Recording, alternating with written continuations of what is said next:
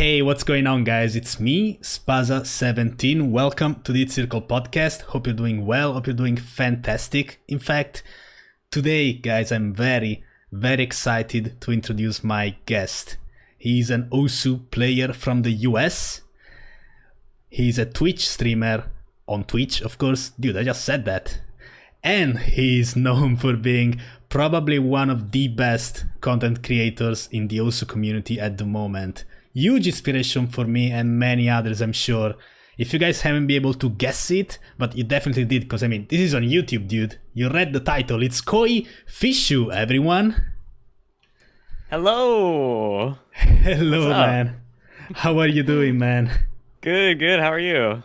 I'm doing great, man. I'm doing great. Even though it's very hot over here in Italy. How are you doing over there in the US? It is early in the morning and it is very rainy. Well, in what state are you? I'm in Rainy? Maryland, so I'm Dude. on the East Coast. Yeah, dude, I'm shocked. Rainy in August? Yeah, it's like really hot, but also super rainy. Oh man, I wish there was some rain in here. It's literally just sun 24/7. Not that it's a bad thing during summer, but goddamn, it gets to it's you. hot. Yeah. Alright, so for those of you who are new to the podcast, I'm just gonna quickly explain how this works. First, we're gonna talk about some Osu related stuff, of course, because that's what we do. That's what we do, man. Then we talk about some personal stuff, obviously nothing too great. Then there is a whole entire section where my subs can send their own questions. They already did, but of course, if anyone wants to sub mid-stream, I will of course take those questions. And then to finish things off, chat is gonna ask their own questions and we're gonna do our best to reply to them. By the way, all notifications are muted at the moment, so if anyone is subscribing, I can't exactly thank you live, but I will certainly do it after the podcast is over, so yeah, don't worry. I just don't want to, have notification sounds and whatnot during the podcast, because you can see why that's a problem. Oh boy, I'm so excited, man. As I said, you are obviously, and I think, I think anyone can agree with that, you are one of the best content creators in Osu right now. And I think you mentioned in your last video how you got into the game after watching a replay from Cookiesy. Yeah. Can you elaborate a bit on that? Wait, can I elaborate a bit on it? Yeah, sure, man. I'm very curious. I was in high school. By the way, thank you so much for everything you said about me and Osu content. It really means a lot. Oh, of course, man. It's I in high school, which was now a long time ago. I was introduced by one of my friends to Osu through the video of Cookiesy playing the game and Cookiesy's Big Black replay. And obviously his old one, because he hasn't played the map in a long time. Yeah. But and it's without hidden, so you know it's old. Yeah. Oh, that's so weird, actually, to think about. Cookiesy playing no mod Big Black. Yeah. And I saw that video, and my friend introduced it to me, and he was like, I don't even know if he knew what it was. He just saw it on YouTube. And he said, look at this, like, challenging, difficult game with some cool music in the background. You should give it a go. Not even introduced to it as a rhythm game, just as, like, a difficult challenge game. And I was like, oh yeah, that looks kind of cool. And I think I installed the game that day after school, but I didn't play it for like another 3 months because I thought it was dumb. Wait, so when did you create your account then? So I created my account, I don't know, I think like somewhere in the middle of the year in 2014. Oh my god, dude, you're an older player than me. God damn. Am I really? Yeah, I started in 2015. I think I also created my account in 2014. I'm not quite sure, but damn, that's very cool, man. I basically started in 2015 because I started at like the very end of 2014 actually playing the game. But yeah. That's awesome, man. So wait, you started when like June 2014, I think that's when Ruruchi was first, maybe? Or maybe it was actually Cookiesy wasn't banned at the time, I think. I think it was just after Cookiesy's ban. Not like just after, but a little tiny bit after Cookiesy's ban, because he wasn't on the leaderboards when I was playing, or when I started.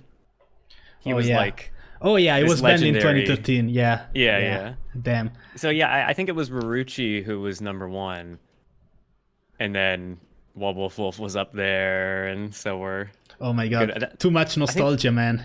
yeah, that was before HVic became like a A big DT thing. player. Yeah. Yeah, it's funny because many people don't actually know that HVic used to be like, used to be able to play everything. Not that it's not right now, but it was not as dominant in HDDT as he was after that. Like, he was a Yeah. bit of a player that could play anything, especially Hidden Hard Rock, actually.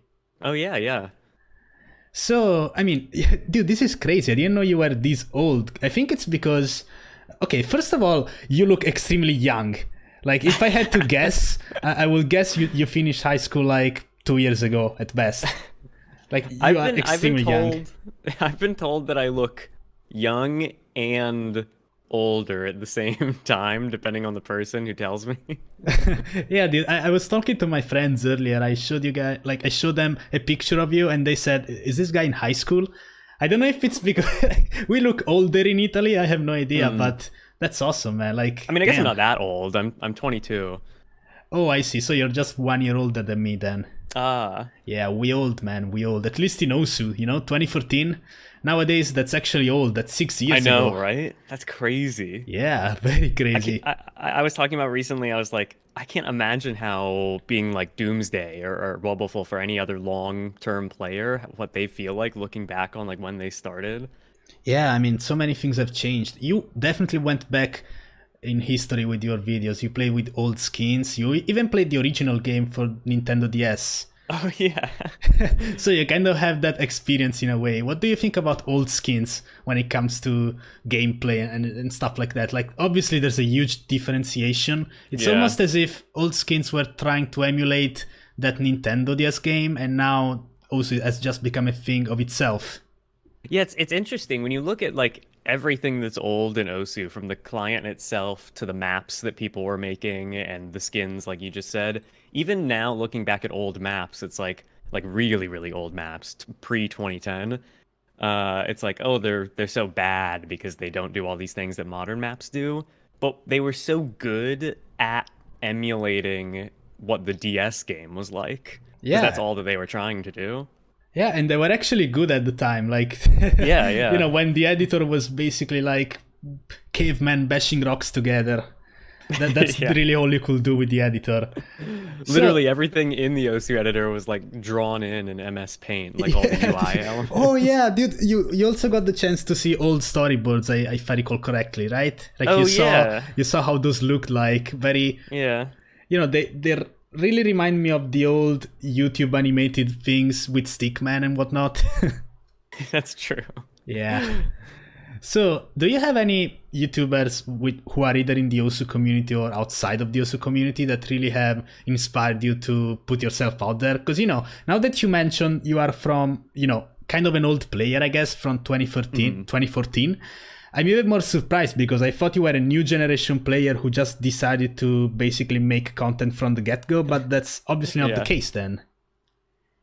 Yeah, when I started playing Osu, I was pretty not in the community at all. It was very just a solo game for me. I didn't even know that there like were people who made videos about it or that there was a subreddit or anything, which was like super small at the time, the subreddit. And I just played it as like a little solo game in my free time for the longest time. And then I started seeing like some interesting OC YouTube videos about it and started browsing the subreddit more and not participating in the community, but being like aware of the community for quite a while. Yeah. And Dude, then I didn't know what PP was until I was like 5 digits already. yeah, I didn't know what any abbreviation, OD, AR, PP, I didn't know what any of that meant for a long time. There's no tutorial in game that tells you. Yeah, I don't know if the new tutorial, I don't think even that does it.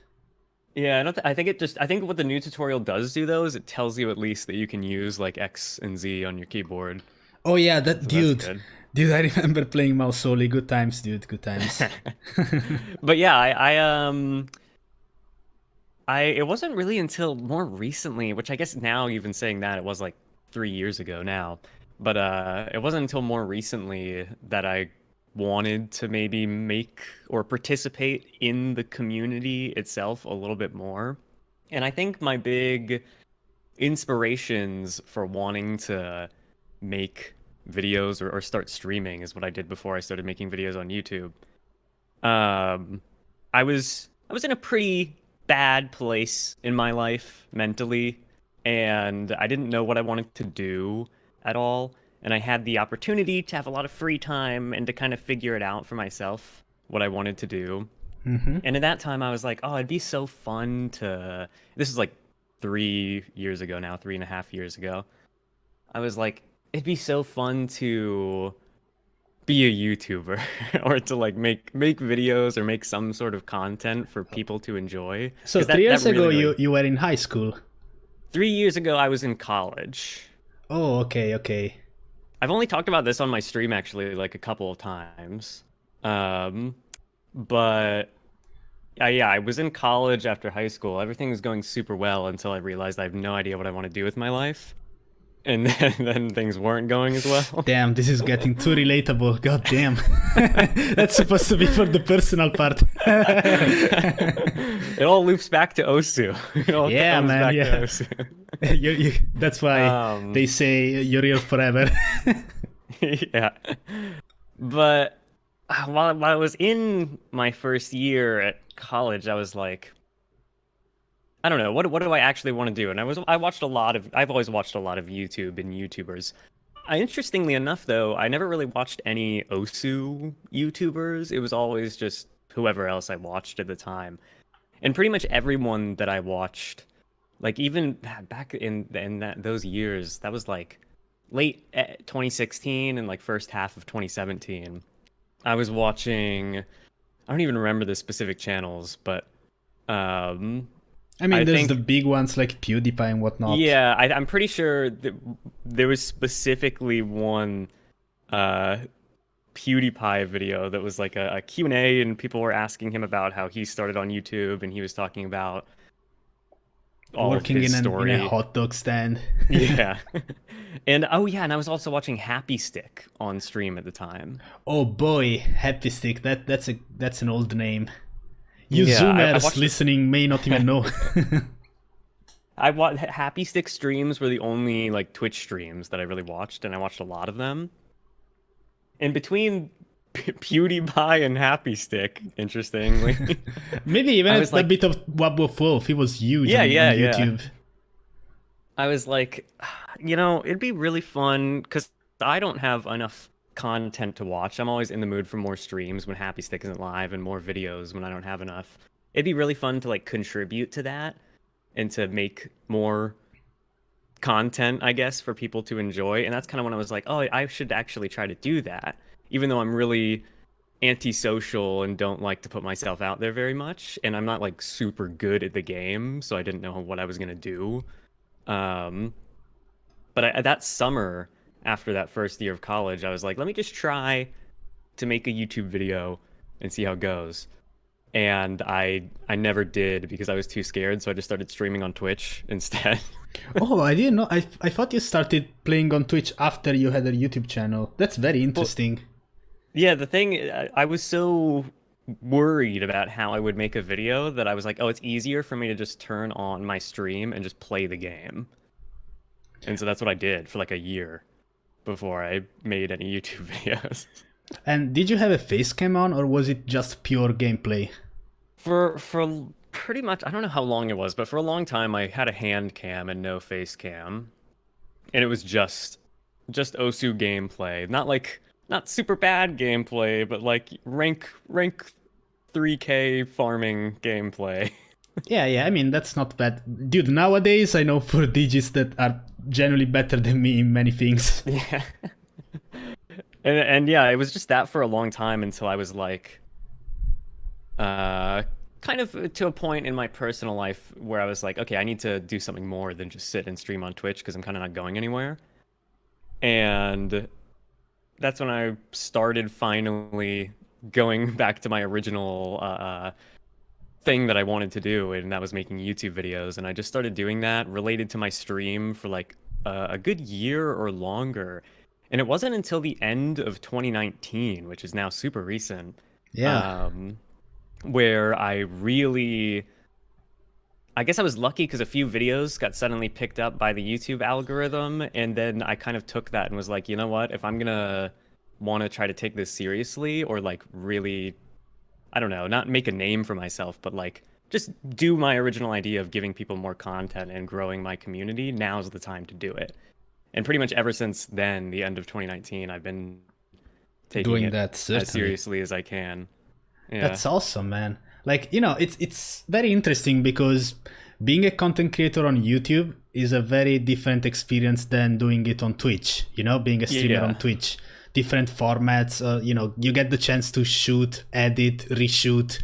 Being active on both platforms, which one would you say you like best between going live and doing things live on Twitch and being a bit more elaborated on YouTube? Granted, nowadays you also make videos which consist of stream highlights, Yeah. but like it's obviously two different kinds of content. Which one would you say you like best?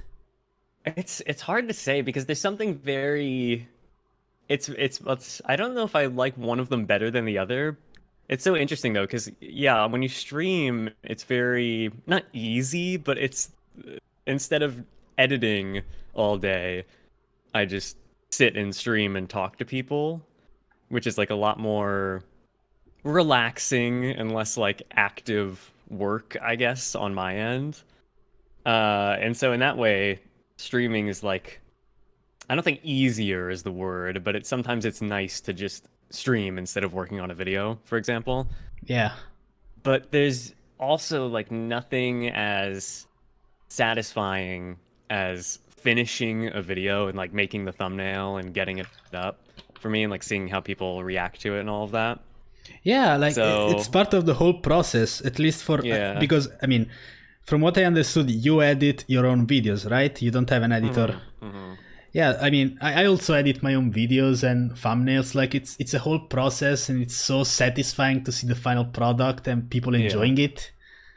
I think that's low key why I kind of prefer YouTube just for that whole thing. But of course, I mean, I love Twitch. It's awesome. Yeah. There's also, yeah, I think for the longest time I was probably like 80 to 90% doing stuff on Twitch and like 10-20% on YouTube. But now it's probably more like 70% YouTube, 30% Twitch. Because if I'm not streaming, I'm pretty much working on videos or like recording a video off stream or something like that. Do you think having a YouTube channel helped your Twitch grow? 1,000,000%. Yeah, I mean, because Yes. people then get to recognize your face, your online presence in general, so they Yeah. seek more content from you as a YouTuber and they go on your Twitch then. Yeah, it is. It's very, very hard to grow like with nothing else. It is very, very hard to just grow on Twitch without either getting lucky or just putting in a really long time of establishing yourself on Twitch because Twitch doesn't have a recommendation algorithm like YouTube does. On YouTube, if you're making super good content and you have really good thumbnails and titles, it'll probably get recommended to people at some point without too much waiting. But on Twitch, no one might ever see you for a long time. So, since you were back on Twitch, like you were on Twitch first before YouTube, did you manage to build up an audience of some sort, or did it all really start and kick off with your YouTube channel?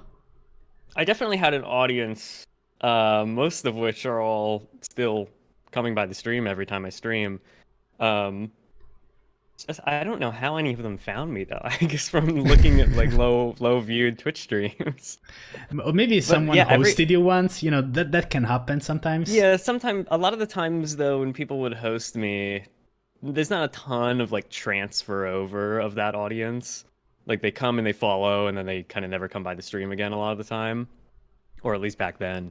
But yeah, I had like I don't know exactly like how many people would come by my streams, but it was a like the familiar group of like 10 to 20 people who I'd always have come by my stream, and a lot of them are my mods now, and Or Still VIPs. coming by the stream. Mods, Yeah, or but less work. VIPs.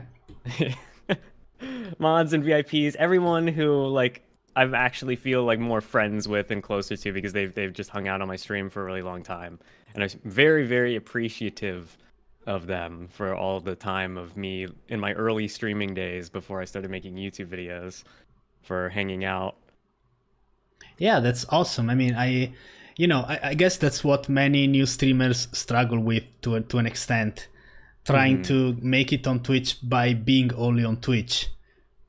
Yeah. I've noticed recently, like, making YouTube content for myself, there has been an increase in viewership and attention and whatnot, which is nice, obviously, but I mean, it's really hard to get there unless you are very good at the game, which, I'm not, even though I'm kind of high ranked. Damn, farming, man.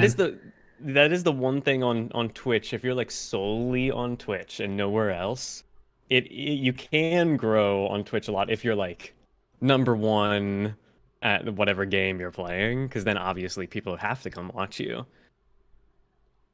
But otherwise, it's hard to grow completely on Twitch. Yeah, I mean, maybe it was less complicated back in the day, like 2012, for example, because there were so few people streaming Osu. Yeah. If you were interested, you could just go and check the Osu section. But nowadays, so many people stream it. It's actually like, obviously, it's not comparable to anything like League of Legends, but it's actually very big, big competition. Yeah, there's a ton of people. So you mentioned earlier how some of your YouTube videos have been blessed by the YouTube algorithm. And I wanted to ask you, since every YouTuber has that one random video that just blows up for whatever reason and can really help you get your name out there, what is the video that really blew up your channel in your opinion? And what is also a video of your channel that you consider underrated in terms of the attention it got according to the work you put in? Okay, that's actually a good question. Now I'm gonna look at my channel really quick and see. I think the one, by the way, I don't want any of like what I'm saying to come across to anyone as like me thinking that I'm some big streamer and YouTuber, because I do not think that I am.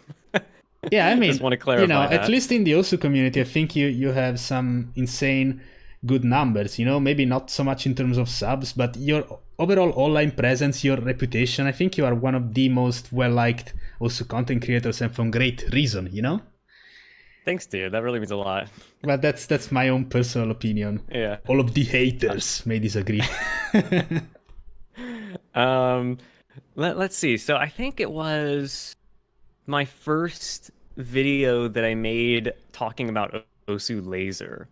That was the first video of mine that like properly blew up. Didn't just like get more views, but like actually brought more people to subscribe to my channel and to like ask for more videos. I think it was May 2nd, 2019. I uploaded a look at Osu Laser 2019.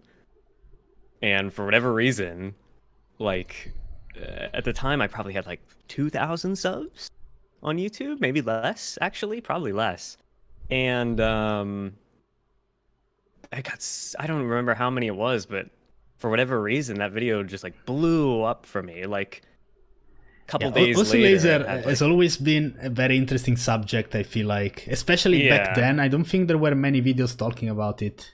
So you really covered a good topic there. Yeah, and my thumbnail as well was a lot of people said they clicked on it for the thumbnail. I don't know if you've seen it. Let me send it to you in Discord really quick if you want to just take a peek at the thumbnail preview. A lot of people commented and said this is why they clicked on the video. Ooh, I would click on that for sure. So I picked a good thumbnail and I picked a good title, I guess, and it just happened to do really, really well and get picked up by the algorithm. And then well, I guess what was the other thing? The video that I've put a lot of work in that I don't think got recognized too much. Yeah, I mean, one video that you will consider underrated, even according, either according to the amount of work you put in your video or just in general. One of those videos you maybe expected to be great, and instead it kind of went under the radar a bit. I think, let's see, that's tough.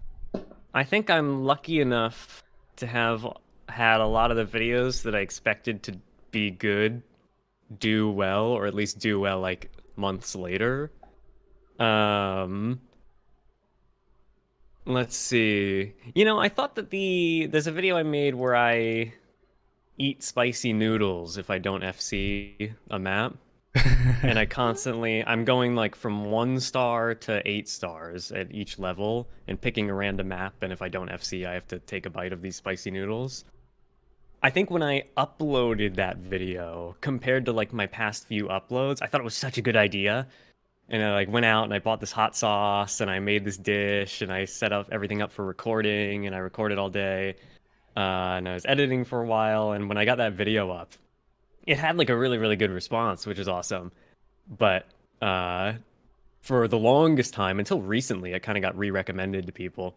But for the longest time, it was like one of the lowest viewed videos on my channel post like the beginning of 2020. And I was like, oh, that's too bad. Yeah, I mean, I'm sure if you were to do it now live on Twitch, that would be extremely entertaining. Oh yeah, probably, yeah. Because as you said, you recorded it, and I think that was off stream then. Yeah. That's a great idea. I'm stealing it. No, just kidding. I can't handle spicy food in any capacity. Like, I wouldn't even do that as a joke because I would basically die. I swear. So, what is your proudest video then? The one you really put a lot of effort in. Oh gosh, that's actually, what video am I most proud of? Honestly, probably the Big Black video. I played Big Black for 10 hours straight. Oh man, that was crazy. I'm so happy that video, that like a lot of people have seen it, a lot of people have liked it, and that I'm done with it. Every day that I realize that I'm done with that video, which is like still a thought that I have, it's very, very nice that I got that done. I'm happy about that one a lot. Do you ever just scroll through your maps, find the Big Black, and just want to delete it? Oh, I've deleted it and re-downloaded it like quite a few times. Dude, I wouldn't be able to even listen to a song if I played it for 10 hours. 100% I will delete that. Yeah. I think like my proudest video, like, obviously I'm not no big YouTuber, but I think my proudest video has actually been one of those that has blown up, which is the Osu megamix, if you're familiar with that. Very, very old. Yeah. It's very interesting to know which kind of videos people like, especially from other content creators. I was very, very curious about it. And this Big Black, I mean, it must have been exhausting to play the same map for 10 hours, no matter how you spin it, whether you flashlight, hard rock, it's always going to be the same thing. The same song. Went by fast though. Yeah, that's so weird. I remember watching, like, obviously everyone's heard the Osu Megamix song, or at least a lot of people have.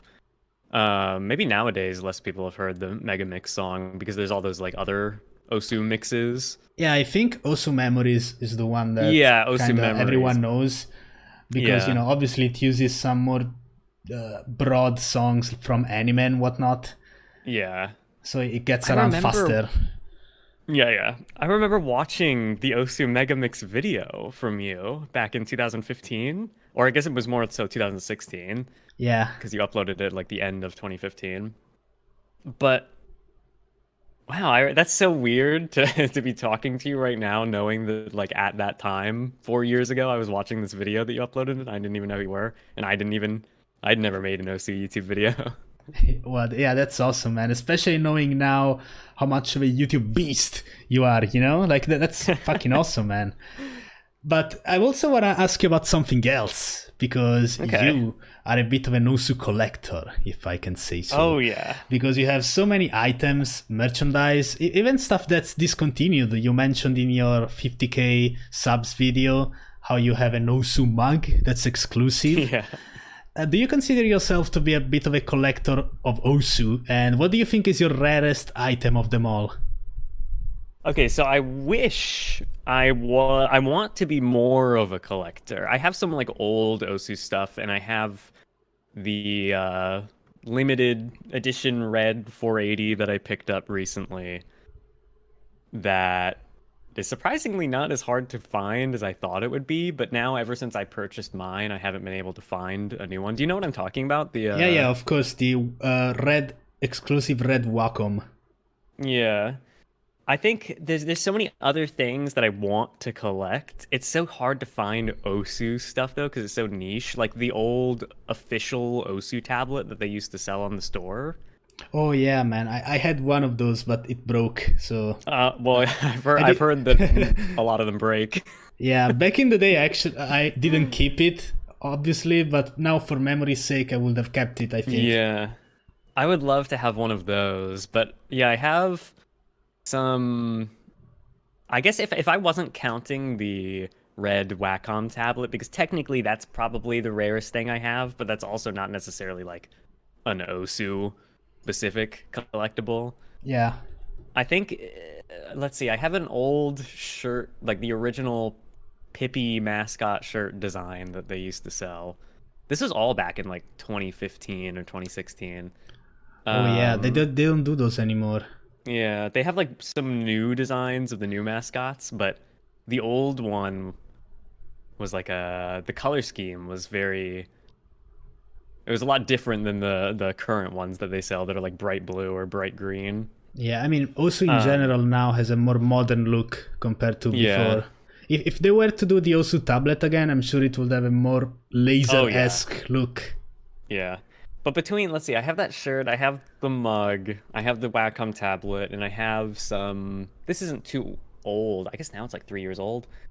I have, for during 2017, they sold a little pack of like 10th anniversary Osu Oh yeah, memorabilia type things. I think Yeah, there's but also like a letter thingy that yeah, they there was had. like they gave it's very weird. It was like a pack of some postcards and some pins and some stickers for the 10th anniversary. Yeah, so you do have those. Yeah, yeah, yeah. Oh, that's actually quite rare, especially the postcards. I think they were extremely limited. Yeah, they're I don't do anything with them. They're just kind of collecting dust over in a drawer. But they do look nice, and the pins are really nice, but I don't really have anything to pin with them. That's I, probably because of how actually limited the 10th anniversary thing was, because it was only on sale for a few weeks, whereas like the mug back in 2016, that was on sale for like the entire year. I never saw the mug. I actually like I didn't know that was a thing.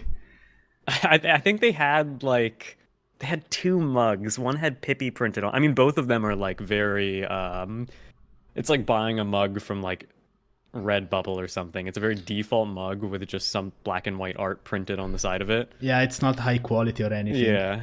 But I think they had one with Pippi on the side, and that's the one I have. And then they had like a smaller and wider one that had the Osu logo printed on the side of it, I think. Something like that. I may have something you don't have though.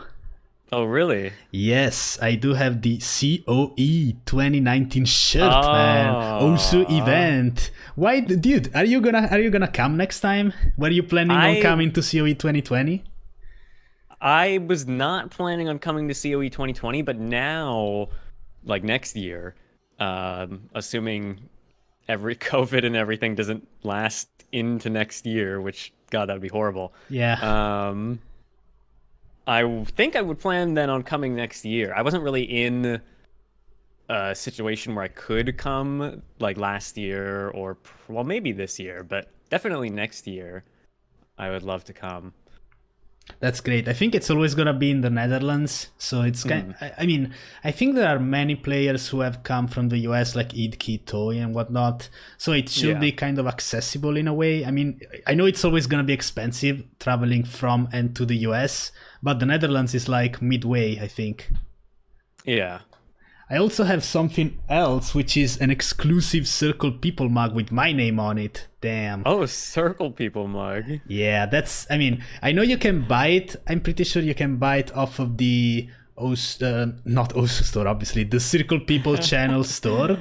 But Yeah. mine has my name on it because I used to be Steph, so there's only like 10 of those. Oh. Yeah, I can beat you on this one, but I gotta be honest, I don't have the mug.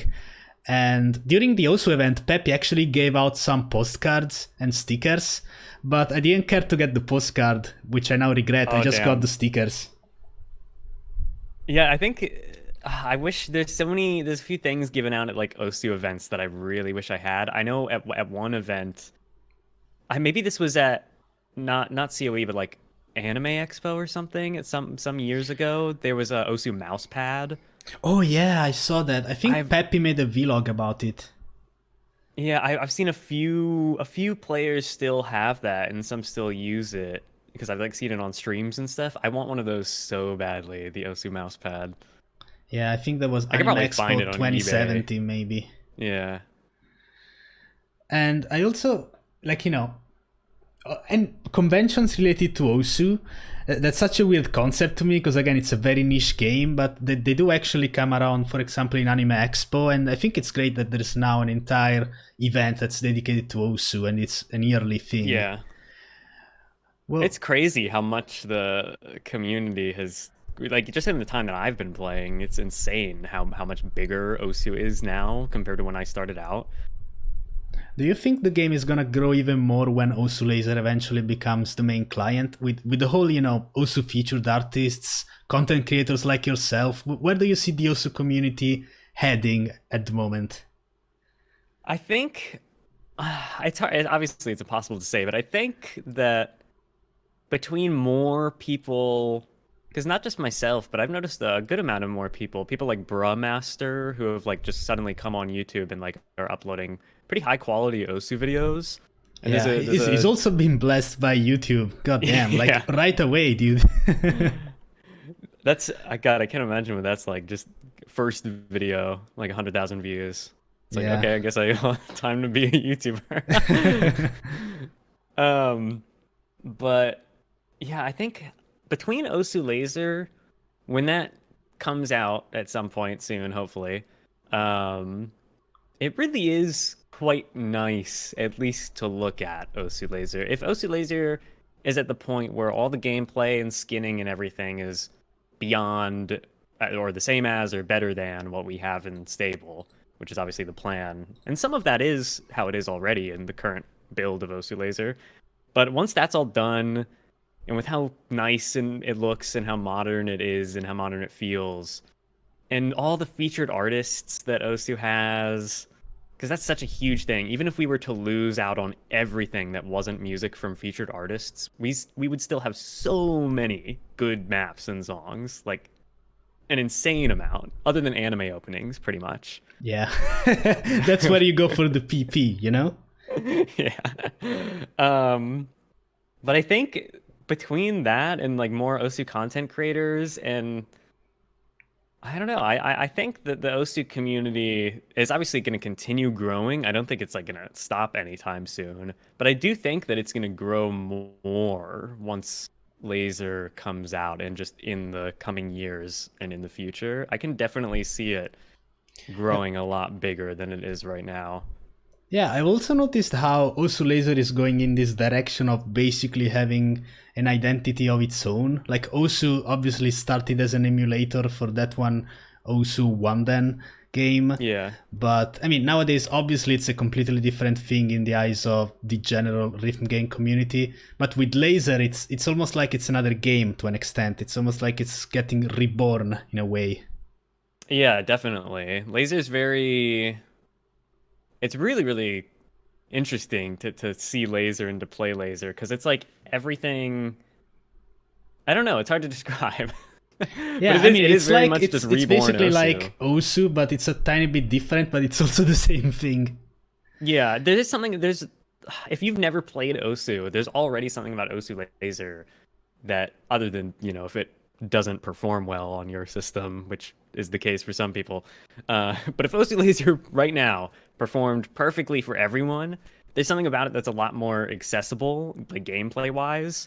Even they've recently made a change to the sliders where it's not even like the slider leniency changes that everyone talks about, but like a few weeks ago, they made it so slider ends no longer contribute to anything, like not accuracy at all.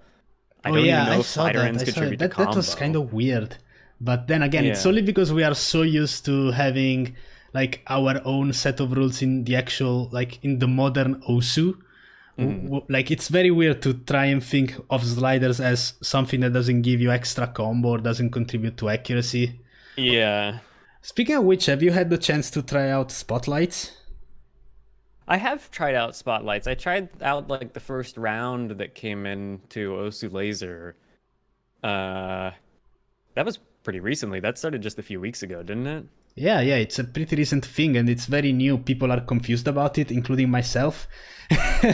Are you gonna keep your badge? Are you gonna it's all very weird, but it's very interesting too. It's a testing thing, I think. Yeah, it's getting more people to, especially with giving out. I'm pretty sure they're temporary, the profile badges. I don't actually know. People like profile badges though, so saying if you play some maps in Osu Laser, you'll get a profile badge makes a lot of people want to go try out Osu Laser. Yeah, even if it's temporary, which I'm pretty sure it is, at least for this one round. And I think, because I don't know if, obviously you're a bit of an Osu historian too, you know about the past of the game, and you're also kind of an oldish player, if so to speak, 2014. But I don't know if you remember, there was this thing which was seasonal rankings or something along those lines, and Cookies had like 2 badges like that because he would get first place on every single map that was in that pack. So I think spotlights are supposed to be like a renewed version of this. Yeah, it's weird though, the seasonal spotlights, because I don't know exactly what the seasonal rankings, like what the maps were, or was it a set of maps, or was it just like in general your score? I think it was a set of maps where you would compete to get number 1. Just like, I think those spotlights have been in the game for a very long time and they still continued even before this new spotlight. Yeah. But not many people played them because there was no incentive really. It was also just for fun and stuff like that. I think Toy won a lot of them. Now recently Kingling has been the one grinding those out. And now with the new laser ones, competition has sparked a bit. Now I saw Digital Hypno going for the double S on every map. Oh, it is very cool to see the more competition that's unrelated to like PP rankings. Yeah. I mean, of course, we all know the PP system can never be perfect. Yeah. But we can always strive to compete in other things. Speaking of which, do you follow the Osu community of top players, like, the new top players that are rising right now, or are you more of a classic Cookies is the best guy? I'm probably somewhere in the middle if it comes to like who I think is, I don't know, I guess better at the game in terms of being a top player.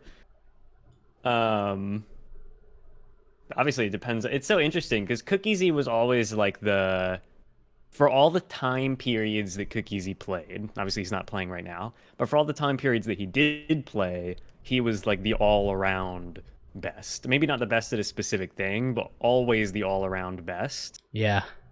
Now, it's pretty much impossible to say because he doesn't play if he's the all-around best or not.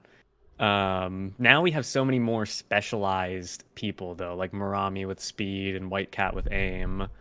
Yeah, like an insane degree. Yeah, like it's like people don't really. I mean, there are obviously still players that aspire to be an all-rounder, meaning they can basically play everything, and even White Cat to an extent can.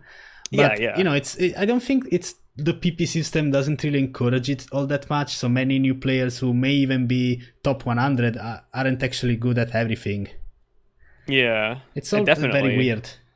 Because you can, with the PP system, you can be in the top 100, and I mean, sort of like going way back to something you said earlier about how there's like players who are 4-digit who, this might have been, you might have said this to me before we even went live, but people are 4-digit who might be better than like you or people who are even in the top 100 sometimes. You can get into the top 100 by, like, maybe not number 1, but let's say number 90 by being really, really good, better than everyone else at HDDT farm, 3-mod farm, which is like a serious skill that not everyone has that you have to learn. Oh, I would say it's way more than rank 90. Like, if you are good at HDDT and 3-mod, that's pretty much, you can actually probably realistically get to 1 digit without learning anything else. That's true. I guess for me it's different because we are in the DT only world. God damn it, Hidden. But yeah, then you might, if you might be able to be number 90 or whatever, but then you might suck at consistency, like beat map spotlights type maps, and then digital hypno will come in on those, or maybe someone else, maybe somebody who's like 5K even, and be number 1 on the beat map spotlights, and that rank 90 wouldn't even be able to get like top 10 on the beat map spotlights. So it's very weird with ranking and PP and skill. But there is obviously, when you get into like the best of the best, it is very clear like who's the best speed player, and setting that bar when you get to those insane levels of skill. Yeah, speaking of which, you mentioned how you are more of a speed-oriented player. Is that the case? I'd say definitely is the case, but now, like, for the past... Oh, my cat is here and he's meowing. Oh, that's awesome. I wish I could hear that. Now, for like the past... Probably like the past month, not that long, but maybe even 2 months. Not intentionally, I've been playing a lot less, which I don't like. It's just I don't have enough time in every day, because now I'm like, so many of the videos that I want to make are related to obviously not really me setting good scores. So when I'm playing Osu or when I'm streaming, which is pretty much the only time that I play Osu, when I'm live. Yeah. I want to do all these other fun things that I don't end up actually like playing the game.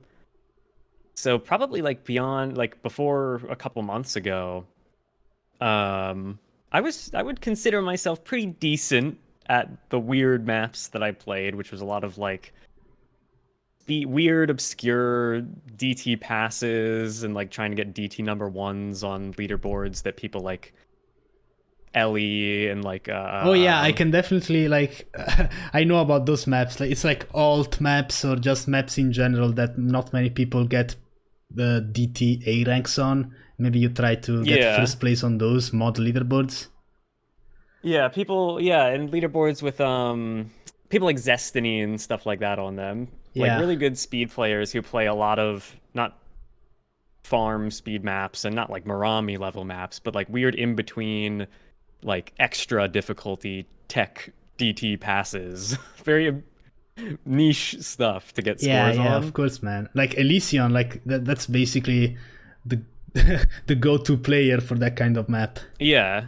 And so I spent a long time, probably like the whole entirety of 2019 and first half of 2020, just getting good at that and trying to get DT number 1s on those types of maps. And I did for that whole time until recently now, because obviously that skill is all still there, but it's so constantly like I need to warm it up and de-rust it, because I only really play that way for like 1 or 2 days a week instead of like every day, every week. So it's very hard to keep it up nowadays. I really want to get back into it because it's such a good feeling to be able to play those types of maps, because that's what I really enjoy when it comes to like straight playing the game.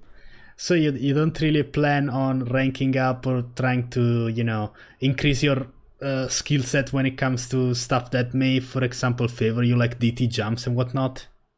Yeah, when it comes to ranking up, I've been so off and on with myself about how interested I am in ranking up and like getting good. I guess, you know, I could get good at the game or get ranks at the game by doing like no mod space streams instead of just like DT jumps. But when it comes to farming something that I don't super enjoy playing, it puts me in such a like not bad mindset. I don't know. I just so don't want to do it that I kind of just don't do it. That's why for like for a really, really long time, for over a year, I just didn't farm at all. And recently, like occasionally, if I'm noticing I'm really, really, really decaying and people are telling me that my rank doesn't match my skill and people are wondering why I'm this rank and not higher, then it's kind of like, okay, let me get some PP and rank up a little bit. And then I do, and then I realize I don't like it, and then it's kind of a cycle like that every I few can months. definitely feel that, dude. Like, you know, for the longest time I avoided farming DT just because it was so frustrating for me. But then I eventually, I sat down and realized, look, I can't really farm 600 PP with hard rock at the moment. So maybe I should try to learn DT and stop like limiting myself because of my mindset. And that's how I basically improved on double time. But nowadays I only really play hard rock and no mod. I don't really care about my rank as much, but it's definitely satisfying to get those long map FCs. Like, it's so good, man. Yeah, playing, consistency, getting good at consistency full comboing is satisfying. I'm not good at that at all. Unfortunately, I think me not doing that for such a long time and me so heavily focusing on hard DT passes and number ones, and for those types of maps, consistency is like, as long as you have consistency to pass the map, you're good to go. There's certainly no like holding combo that's going on for that long. Yeah, so it's really just a matter of raw difficulty and spikes. Yeah, so my consistency is could use some work. Yeah, sure. Definitely. So, now we have established that you've been both a gameplay only streamer, and now you are mostly reliant on your content and personality and whatnot. What do you think is the main difference between those two aspects when it comes to Twitch, especially with such a game like Osu that's more of a rhythm game? There's not very much interaction going on while you play. It's only really in between breaks or, when you choose maps and whatnot. You obviously need to focus to FC maps. I think that because I've always been really happy that I feel good at that specific skill that I have, the DT pass stuff. But if I'm not in a position where I'm like warmed up enough or to be able to play that way on stream, then it kind of sucks to just do gameplay on stream where it's not like super good gameplay. They could watch other top players. If it's not me and my personality and like doing something really fun, like an event, then I would feel like, it's just me kind of solo playing Osu. I would either need to be playing really well and really warmed up, or be having like a really good time and participating with my chat more and doing something fun. So that's why recently I've been doing a lot more of that, because I was like, that's something that I can always do and have fun with, instead of relying on hoping that I'm warmed up or that I'll be able to warm up today and be able to do really well on my DT stuff and have that be entertaining. Yeah, there needs to be like, there's a certain level of pressure you put on yourself when you stream. That's like, man, I need to get good scores. I need to have good gameplay. Otherwise, why will they watch me? Yeah, and I think I was able to. Now I'm kind of balancing between the two, like doing fun stuff and trying to actually get my skill back at the game at the same time and have fun with that. But I think going into more content on YouTube and making content from my streams and trying to do more fun stuff other than just playing the game on stream, I think that was kind of a way for me to be like, to kind of remove that pressure of needing to be playing well, and instead just try to give everyone in chat a fun time without me needing to be good at the game. And so I've kind of done that a lot more. Yeah, that's very good, man. I mean, I think that's also very healthy as a streamer, to just move away from just playing the game always and just interact a bit with your audience, Yeah, it's nice. Yeah, it's nice because now, like, if I've been playing for a few days and the rust is gone and I'm able to get those cool scores, then it feels really good because I can do that and have that be fun to watch. But also because so much of what I do is just for entertainment purposes and just having fun with chat, I can also now more easily go into like other games and stuff and still have a fun time because people aren't there as much for my gameplay.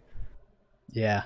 So wait, I want to ask you something now. Going outside of Osu for a moment, KoiFishu as a character, as a online entity, what are some of your other hobbies outside of the internet world that people may not know about, whether it's cooking or stuff like that? Do you have any other cool offline hobbies? Offline hobbies. Let's see. So I do enjoy cooking quite a bit. I don't even think I should say this. I've made two cooking videos that are on my YouTube channel that I've constantly thought about removing. They're Really? very old. They're very old videos. They're called Cooking with Koi. Uh, Oh my god, I I never would. got recommended any of those. I need to Oh, check them when out. my old videos all have like 10 views. So for like a good year, my videos had like 10 views. And I think the Cooking with Koi videos also. Well, the Cooking with Koi videos have like 50 views probably because I've mentioned them a few times. But I've always been somewhat interested in like cooking and also, I don't know, some weird things that not all of which I actually do, but a lot of stuff that I want to do, like gardening, cooking, some wholesome stuff. Oh, Uh, gardening. That's great, man. yeah. That's very cool. Actually, it's funny you say that because every single time I ask someone on my podcast about, what are your offline hobbies, I always come up as an example with gardening or cooking. So it's very nice you mentioned this one. How often do people say that they garden or cook? In the Osu community, not very much. Most people, truthfully, other hobby that they do is like coding. Yeah, oh, that's true. See, I don't even know anything about coding. Yeah, I'm not that kind of person. I literally just cook and do gardening. And I mean, Oh other shit. dumb hobbies like, what can I say? Go on my bike. Is that really a hobby? I don't know. Yeah, Working I was gonna out. say as well. Yeah, for me, like going outside, going on a hike, going on a walk. That's pretty much what I did this past weekend when I Oh, wasn't that's the best. streaming. That's the best, man. Going on a Yeah, hike when it's hot outside or rainy in your case. yeah. Luckily, the rain only started this morning. I had a nice sunny weekend prior to that. But I guess yeah, that's not the most common sounding outside hobbies when it comes to the Osu community. For most people, it's like stay inside and watch anime. Oh yeah, definitely. So, my parents are very, very huge boomers when it comes to technology stuff.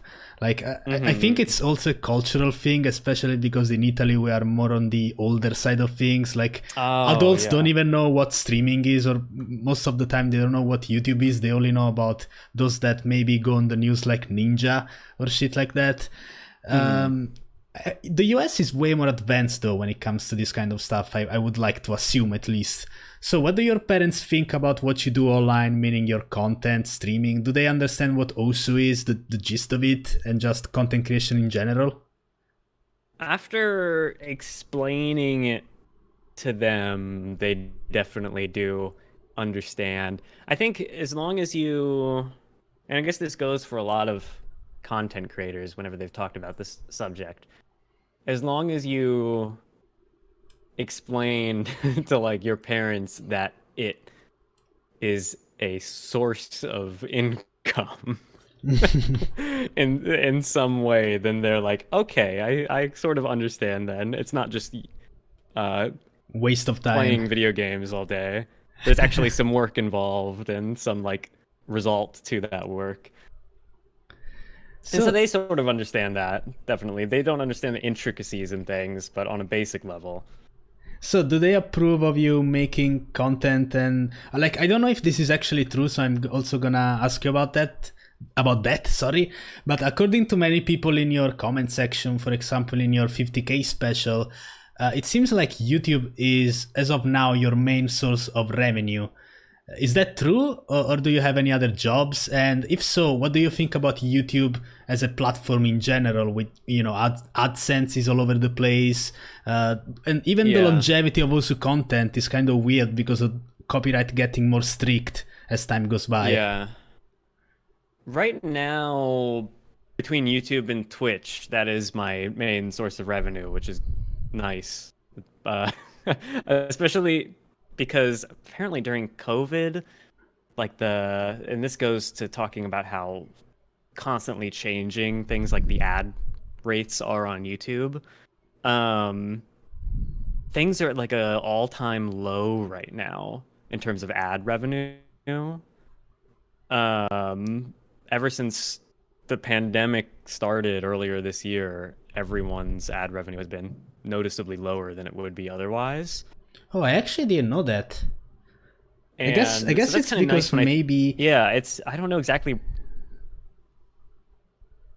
It's like more people are watching videos during this time. YouTube's getting more traffic, but because, especially in the US, I don't know exactly what it's like in other places, but a lot less people are going out, and a lot of advertisements from big companies that are about, I don't know, something as simple as like going out and buying a car, I guess. They're just not running their ads on YouTube during this time because they're not gonna see anything from that. So a lot of advertisers have really, really lowered their advertising on YouTube ever since the pandemic started. that's very Which, interesting. I actually didn't know yeah, about that. I guess it kind of makes sense because there is a lot. Obviously, there's a lot of traffic right now on YouTube with everyone being in their home. But in the yeah, same way, many companies only work when people go outside and do things. yeah. So it's going to be interesting to see how that changes like next year and later this year, um, in terms of ad revenue. I'm interested to see. But I think like someone commented on that. You mentioned my 50K video, how people in the comments are saying how it seems like it's my main source of income. There was one comment on that video, before I talk about it further, that I think it's the top comment on that video. It was like something along the lines of, I remember when you had 10K subs and you said YouTube is your main source of income. Yeah. I should clarify that that is not the case. And I think when I had 10K subs, I made like a Q&A video where I said it would be nice if it's my main source of income. But when I had 10K subs, it was not. It was definitely not. Yeah. I mean, at the Um, time, I guess you were still in college. I don't know if you finished college or did you just end up doing, yeah, pursuing YouTube, or I if don't you're really still a talk about student. this. Yeah, so technically, I'm on a very, very extended leave of absence from my college, with currently no plans to go back, which is nice. Yeah. But yeah, at the time, I I still wasn't. I live currently in my living situation. I've pretty much been in a lucky situation where I'm able to have a good few years to do what I want and experiment with stuff, whether it be other jobs or YouTube and Twitch, and figure out what I want to do and have a little bit of support from like my parents to get on my own feet and figure out what I want to do. And luckily with YouTube and Twitch, especially recently, that's been going super well, like just in 2020, ever since the end of 2019. So that's very, very nice that that's been going on. And now YouTube and Twitch are my main source of income. But it is very on YouTube and on Twitch. I think because I'm not even at this point, it's very fluctuating constantly. And it's not really until you get like sponsorships, I guess, Yeah. that it becomes more stable. Like if you have weekly or every few weeks, like a sponsor on YouTube, a lot of people have that. A lot of YouTubers have that as their main income. And then AdSense is sort of like side to that. So I've never really been comfortable saying like YouTube is my full-time job. Uh, Yet I don't have sponsors and stuff. Once that comes around, though, I'll probably be a bit more comfortable because I don't want to like give off the sense that, oh, if as long as you have 50K subs, you can just do whatever you want and you're full-time YouTube and you're living well and all this stuff. I Yeah, don't I want to mean, like put YouTube, off. like AdSense especially, is all over the place. You can get a million Yeah. views and get like $10 off of it. Yeah, until things are stable for me and like sponsorships and all that stuff, then I'll be more comfortable saying that it's full time and that and not have people get the wrong impression of how of what size you might need to be able to be full time. Yeah. Well, speaking of which, I'm actually curious about sponsorships because to me, like having a sponsor was always about, for example, get this product, use code KOI, and you get 15% off, and you get like a fraction of that money. But obviously, like that surely isn't the only thing, right? You also get paid, and that's it, right? Without people having to buy the product necessarily when it comes to YouTube. Yeah, a lot of bigger the reason why sponsorships are a lot of the main income, unless you have like merch or something else, for content creators, is because usually it is like, let's take for example something that everyone knows, Raid Shadow Legends. Not sponsored this stream, by the way, not sponsored, unfortunately. But I mean, hit me up if you're listening to this Raid Shadow Legends CEO. CEO, sorry, I'm thinking about those event. Yeah, for example, they might be like, okay, so you get this amount of views, this amount of impressions, we'll give you, this is a random number, we'll give you like $6,000 to do a 1 minute or 30-second or whatever ad, and then maybe there's additional revenue based on how many people download it from your link, and that also might determine like if they want to sponsor you again. And that's kind of the situation for a lot of those types of sponsors. So as you can imagine, if you have those types of sponsors like once or twice a month, or even more, 3 times, 4 times a month, that kind of becomes your main income. If it's like, $5,000. Yeah, of course, man. Of course. Sponsorship. I mean, for a lot of smaller content creators, and these are like the companies like, I don't know, like Galman, and like smaller companies that are trying to just reach out to any content creator they can to get people to use like code KOI or something. Yeah, in that case, it's more like they just send you the tablet for free so that you can review it. Yeah, they don't really pay you, and sometimes it's like you'll get a small commission off of like someone using your code. But yeah, for those, you see a lot of smaller content creators having those types because they can just reach out to because they don't have to they don't have to do anything for that. They can just send that email saying, hey, we'll send you this and here's a code, and they'll send that email to like hundreds of people. Yeah, that's very interesting with YouTube.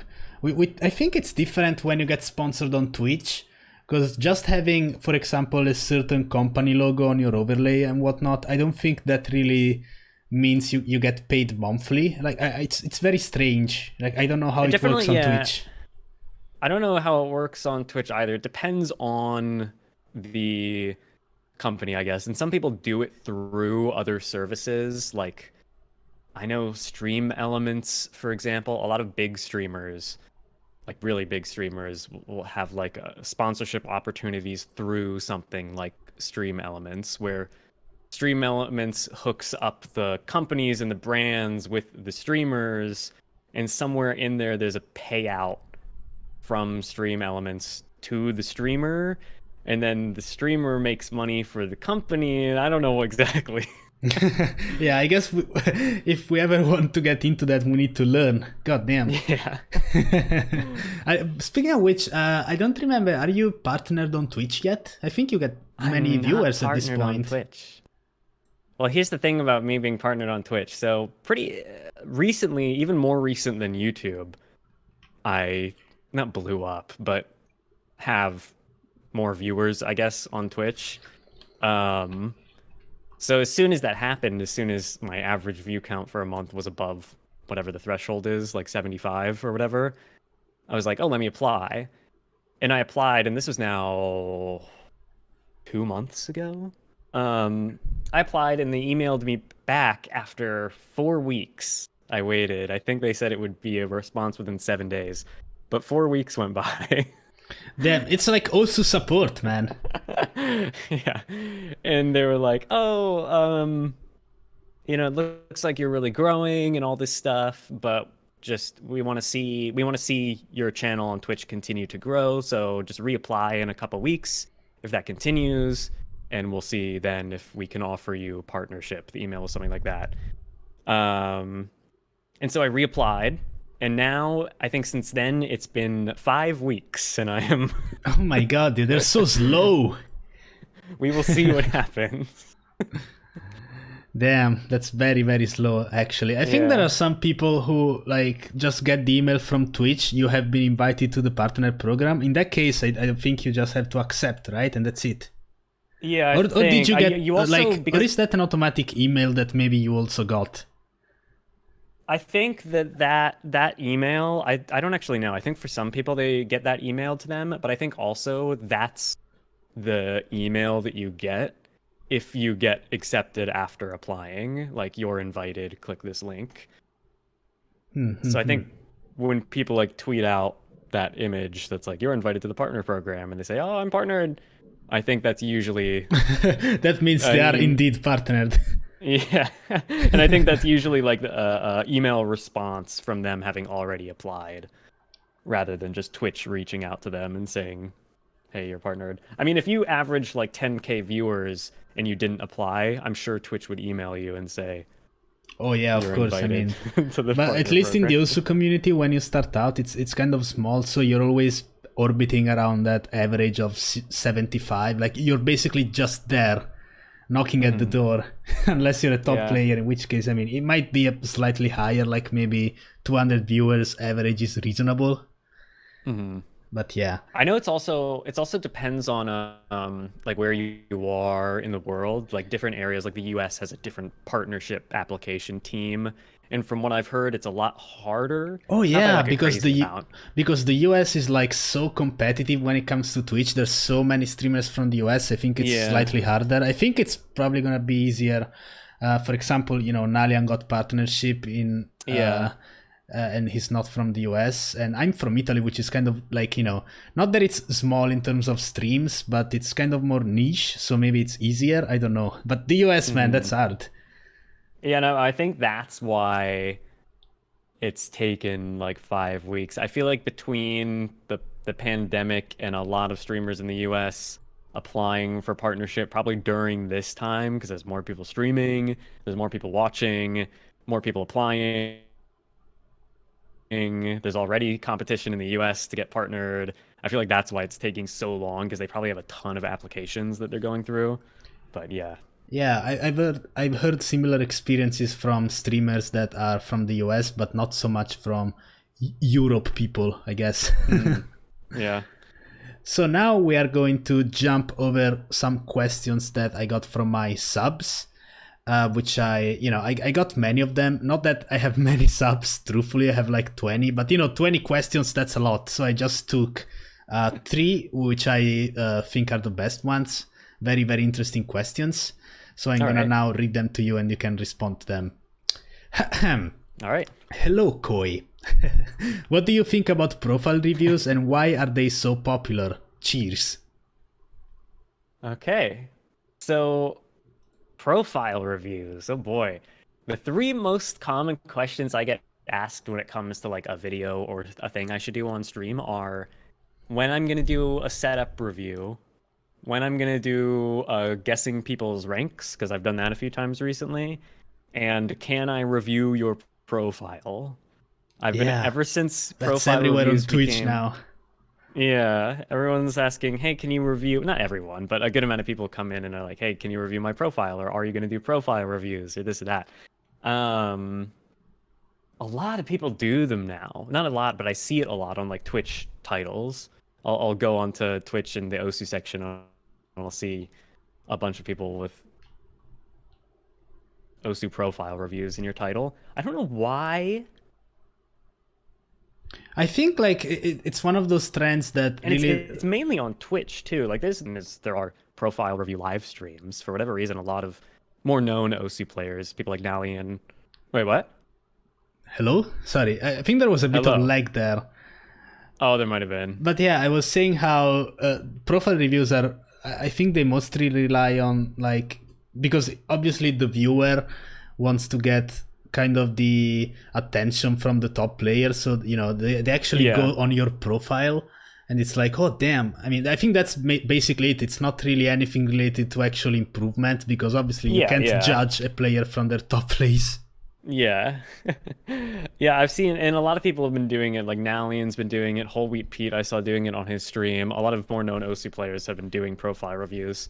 So people are asking for other OSU content creators to do profile reviews. For me, it's never really, I don't know. I don't, it doesn't interest me that much. I don't think it's like not good, but it's not something that I'm interested in doing. I feel like that specific idea, there's already enough other people doing it that it doesn't interest me to really do.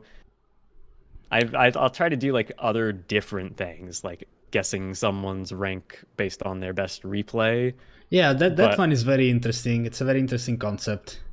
Yeah, but when it comes to like straight up reviewing your profile and looking at your top plays, especially I think as well, because when I think of people's top plays and stuff, I'm very like, everyone.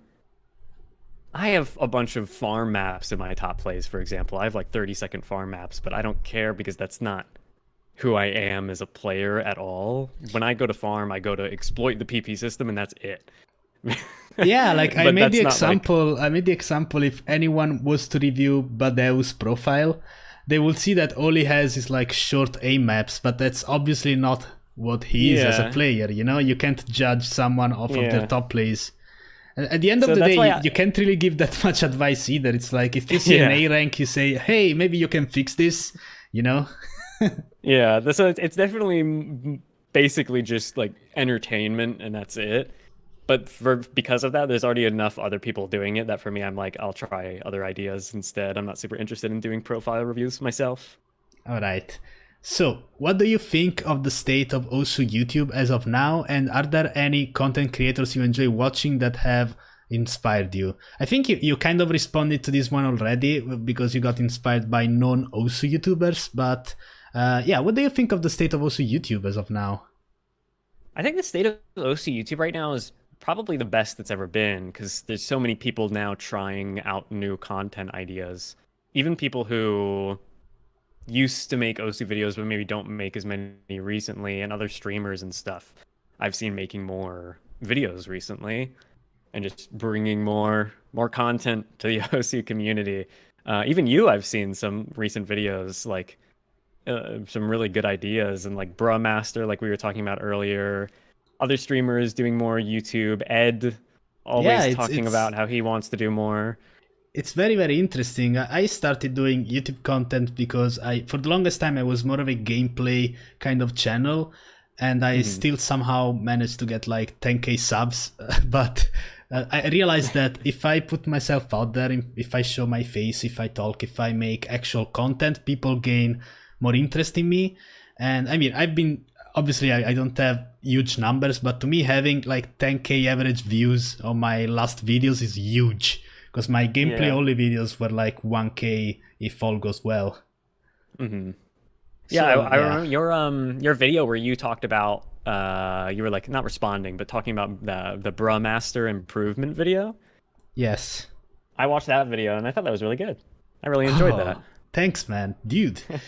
You watched my video. Oh, I'm blushing. I think I watched that before you asked me to be on the podcast. I'm pretty sure.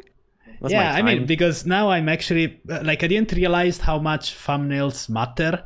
Like, to me, it was always just random, but now I realized if you do good thumbnails, it's probably gonna be recommended more, I suppose. Yeah, for sure. So maybe that's how you found out about my not OSU. Yeah, I had it in my recommended. Ooh, awesome. Let's go, dude. And speaking of which, like, I've also realized how making this kind of content, because I guess it's not as common as I thought it was. People really like it. I got so many subs in the recent weeks, like 3,000, which is a lot for me. And I'm on my way to reach 20k. So that's, Yeah, that's awesome. All right, so. Super awesome. But yeah. So OSU content on YouTube is in a really, really good spot right now. And I think we're getting more and more good OSU content, which is awesome to see, and more people trying it out. And yeah, it's nice. It's very, very cool to see. Because also the more people watching more OSU content means more people getting recommended other people's OSU content, and then everyone can kind of grow off each other. Let's go. Speaking of which, I also have another question here, which is, who are some very underrated OSU content creators in your opinion? P.S. You can't say Spaza KEKW. Ha! You gotta love my subs, man. Thank you guys. Thank you very much. Underrated Osu content creators. That's actually tough because I don't watch a lot of Osu YouTube. I don't know how much like you watch or other Osu content creators, how much Osu YouTube they watch. But maybe it's because I make Osu YouTube videos. Yeah, I found out that like the more you create stuff, the less you actually look at other things. 'Cause then you get influenced or whatever. Like I certainly never was the kind of guy that looked at a lot of Osu content, because being an high ranked player, many videos just weren't catered to me, you know? Like, for example, if I take Kakulu, or however it's called, like he made lots of videos when he was low rank about gameplay and whatnot, but I don't watch that because I don't think, like, I never thought it was extremely impressive or anything, because it was mostly gameplay. Now I think he makes some different content too, which I'm not too familiar with. But for example, I know about Tokaku. Yeah. Because she makes very interesting videos, even though she's, it wasn't ever reliant on gameplay necessarily. She made interesting content about, different ways of playing the game and different devices that you can use and stuff like that. And I mean, probably the one I watched the most, truthfully, is you. So, I can't really say much about that. I wouldn't be able to say which underrated also content creators there are. Yeah, it's because I feel like there's also, there's probably some that I don't know about, because I would say, I don't know, Bruhmaster. I can't say Bruhmaster's underrated. Like, he doesn't have a lot of subs, but his videos do so well that it's like, I can't really say it's underrated. And like, Gloomshot is one I watch, but that's not really a content creator. It's basically like Twitch compilations. So yeah. Gloomshot, the and that's not even a human, it's a bot. Spooky. Yeah. I don't know, underrated. Yeah, it's very, very hard to say who I think is underrated. I think back in the day it was easier to say people were underrated, because you could see like a really, really good commentary video about something in the Osu community, and it would have like 5,000 views, but it would be by like a really notable player like Happy Stick or something. And I guess that would be able to say, oh, that's underrated. But nowadays, I don't know. Yeah, it is very hard to say who's underrated. I guess when it comes to like straight gameplay, there are many channels that are actual, like, from top players themselves, that have insane replays, but maybe they don't get as many views. Like, for example, Bubbleman, he has many replays, but that's probably because it's just pure gameplay. Yeah, I think White Cat is probably the main channel that's like pure gameplay and does really well. Yeah, because he's number one. Yeah, but, and I know, even though he's been in trouble for copyright, from what I understood recently, because of his pitched, shifted videos. I don't understand if this is true or not. It's kind of a rumor at the moment, but it seems like he doesn't have monetization anymore on his channel.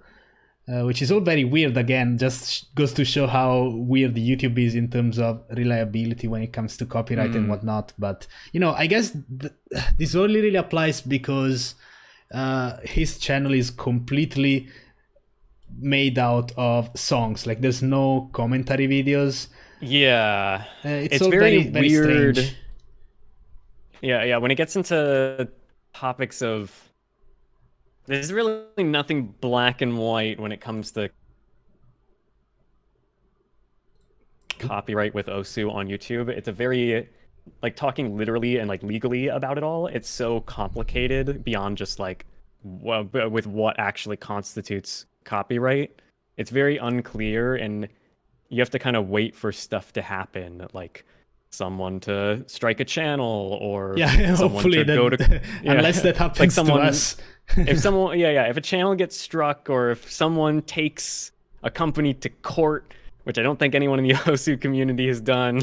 Yeah, thankfully. It takes that kind of stuff for like an actual rule to get established. I think like Otherwise, Circle people went through some trouble with copyright where they got striked yeah, and they they went lost through a their whole channel. thing with YouTube. And I think there's a list of artists that we had made at the time of like, you know, don't upload replays from this channel, from this artist, because there's a risk of copyright strike. I don't even know if Yeah. that list is public. Maybe it should be made public for any Osu content creator to take note of. Yeah. It's very... Yeah, especially when it's just the full song, regardless of whether it's pitch changed or not. If it's the... Like, even if it's not pitch changed and you upload it and it gets a claim, uploading having the full song there, depending on the person, they could still come in and strike your channel. So it's... Even if you're not monetizing it. So it's very... When it comes to full songs, unedited, no commentary or anything, which White Cat has a lot of, It gets tricky. confusing territory. Yeah, especially because Osu as a whole is like a huge gray area of copyright. Yeah. But that's why we have featured artists, guys. Don't worry. Yes. All right, Featured so artists. I did have some other questions from my subs, but they weren't really all that interesting. And actually, truthfully, we already talked about most of the stuff.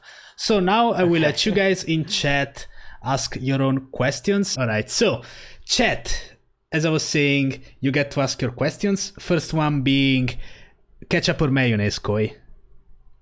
Ketchup or mayonnaise? Ketchup, for sure. You know, I'm actually not too big on either of them. Probably, but if I had to choose, ketchup, 100% for me. Ooh, I think you're the first one that whoever said that.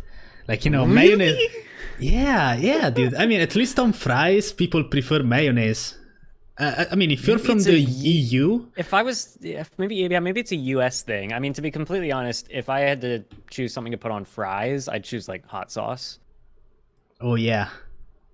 I'm not a fan of spicy food, as I said, but I guess the Yeah. one thing that's closer is definitely ketchup, not mayonnaise.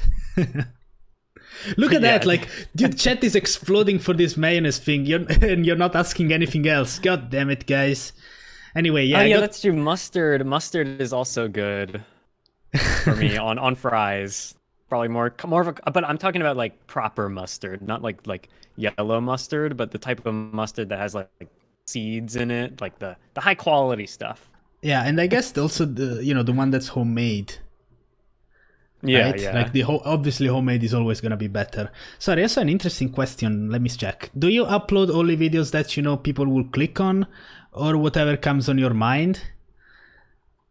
It's not necessarily whatever comes to mind, and it's also not only if I think people will click on it. It's like if I think it's a fun idea, or if I think, I don't know, would someone enjoy watching this, and also do I think it's a fun idea for me to do? If something I come up with is like a good combination of those two, then I'll make the video. There's some ideas that I come up with where it's like, oh, that's a really cool title, but people might not really enjoy that, or I might not really enjoy making that, so I just won't do it. Like maybe a big research video, like comparing some things, and like I would need to look into a bunch of stuff. That might be a really good idea, but I wouldn't do it myself, even if people enjoyed it. And then maybe something like, I don't know, my favorite maps. I would have a fun time making that, but maybe yeah. they wouldn't do as well, so Yeah. it's a balance. Oh, he didn't ask how is Java, dude. I thought that was like one joke about cheating and Java and whatnot, but now I remembered that's your cat. So how's Java? Java is good. He's been sleeping behind me this whole time, just Oh, that's laying on great. the floor. That's great. That's what podcasts are for. You just fall asleep to them. What do you think of the new PP rework, and how will it affect the game in the near future? I think the new PP rework is a step in a good direction for almost just the sake that it is different than the current system. And we need something to change up something because it's very the same. Yeah. And it's cool that it like favors speed, like seeing speed players like Marami get such a boost in ranks is really, really cool to see because they're very deserving of that. But yeah, I mean, it's still so far from perfect because it's so subjective as well. What would actually be a good change? to the system. I don't think we're gonna see. I'm not even sure if any PP system can be perfect. Yeah, but at least the closer we get, the better. Oh yeah, go ahead. Sorry, the closer we get to perfection, I guess, or at least the perfection in most of the Osu community's eyes, the better, I guess. Yeah, I definitely don't think we're going to see like a change of the meta, for example, with the new PP changes. I think a lot of people want that. Like, so people are so tired of Sotark's 1-2 DT jump farm. We want something different that's like farm. But one, that's still kind of going to be the meta with these new changes. And two, even if the meta did change, there's just going to be Sotarks are a new mapper who figures out the best way to exploit that as easy as possible, and it's not really going to be any different. All right, so this one is actually kind of easy considering what we talked about earlier. What map pisses you off when you listen when you listen to it / play it? What map pisses me off? So I would say Big Black. Because... Oh, I didn't expect that. We were talking about the new Big Black, and I just made a joke on how since Miss Magius has remapped the Big Black, now it's time for you to make the 10-hour video again, but on that one map. New Big Black for 10 hours. Oh no. All right, I'm just gonna take another question because damn, I realized it's been far more than 1 hour and 30. I'm kind of tired. Has it really? Yeah, man. We talked about many things. Time flies, dude. Do you ever check lower ranked countries' leaderboards to see whether there are some potentially good lower ranked players? Well, I certainly don't, and I honestly don't think Koi does the same. But yeah, I don't think I can't think. I don't think I've definitely never checked lower leaderboards in general to see potential. I don't really follow like who's looking to be the new best player. I'm not dude, I barely check my country leaderboard. How am I supposed to go and check somebody else? That's I don't even know. Strange thing. Yeah, when I look at the top 10, I don't even know who's in the top 10. Yeah, like I didn't know Emrek was second. Yeah, I know. I saw that recently. I was like, who? All right. So I want to once again shout out KoiFishu. I mean, obviously this is going on YouTube. You guys must know about him. And if you don't, what the hell, dude? Go subscribe right now.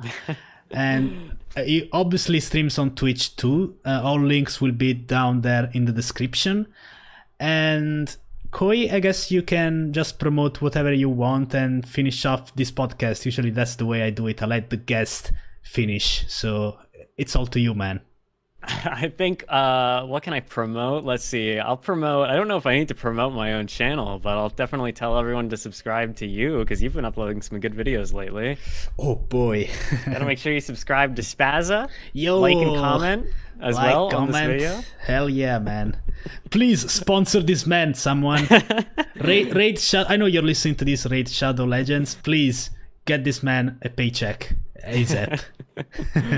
But yeah, it's been really fun. I don't really have much else to say or shout out. I guess thank you so much for all the shout outs and thanks for having me come on this podcast. It's been a really fun time. Yeah, thanks, man. I really had a great time. I can't wait for your newest uploads, all of your new ideas. I'll be looking forward to that. I don't think, the thing about your live streams is that since you're from the US, most of the time when you stream, I'm actually like, it's the middle of the night for me. Oh yeah, time zones. So it can be kind of complicated for me to catch one of your streams, but I will try my best to keep up with your YouTube content as much as possible because I love it. Thanks, dude. Oh yeah, new video soon. I will say that. New video soon. Post champ. All right. Thank you very much, man. I will see you next time. All right, thanks.